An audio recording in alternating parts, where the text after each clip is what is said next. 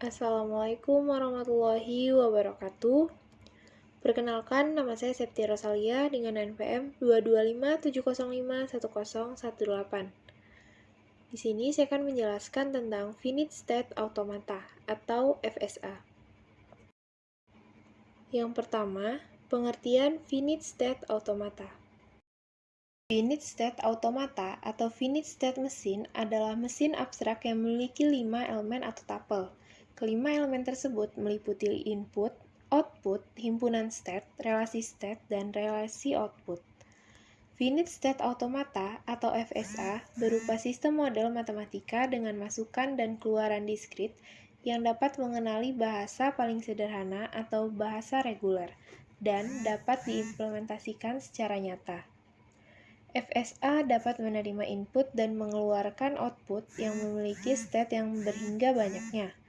Selain itu, FSA memiliki sekumpulan aturan untuk berpindah dari satu state ke state lain berdasarkan input dan fungsi transisi yang diterapkan.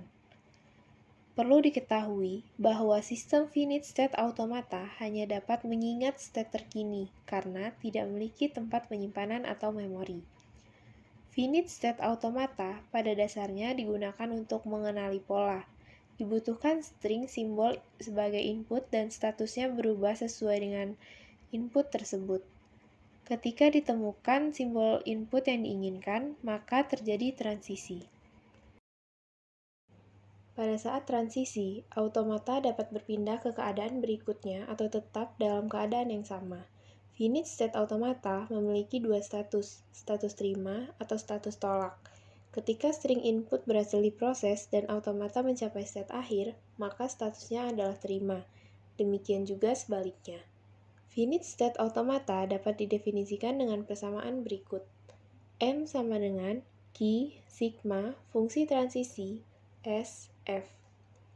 Q adalah himpunan state, sigma adalah himpunan simbol input, fungsi transisi, yaitu Q dikali sigma, S adalah state awal atau initial state, S elemen Q, F adalah state akhir, F himpunan bagian dari Q. Selanjutnya yang kedua yaitu karakteristik finite state automata.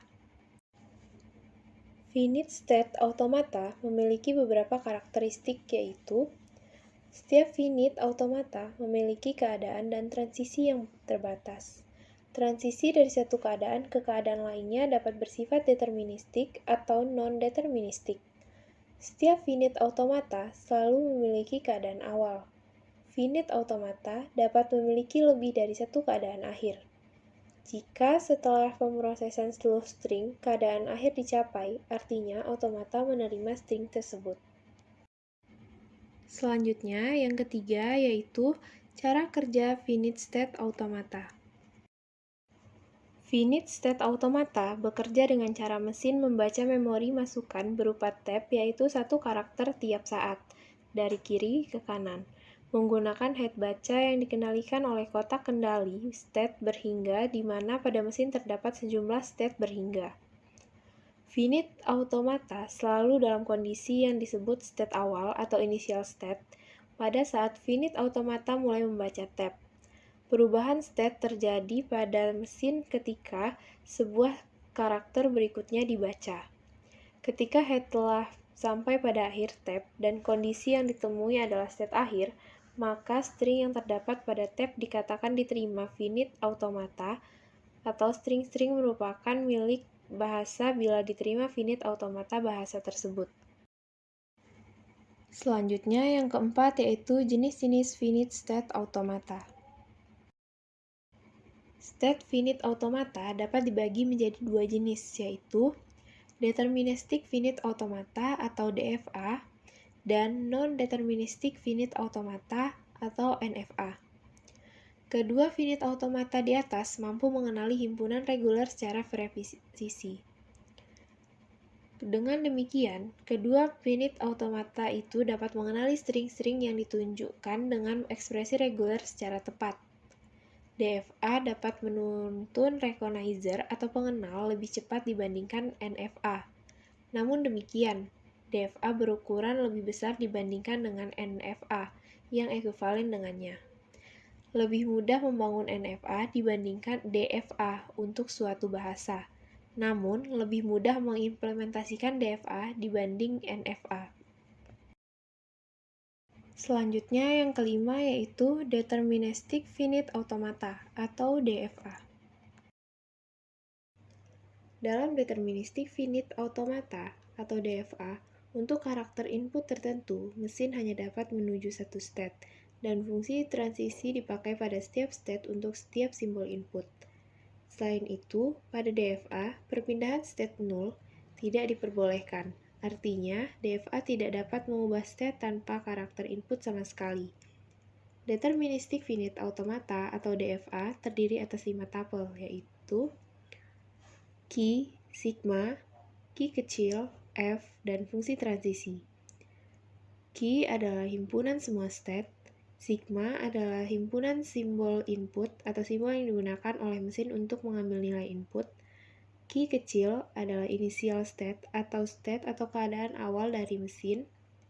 F adalah himpunan state akhir, dan fungsi transisi yang didefinisikan key dikali sigma menghasilkan key.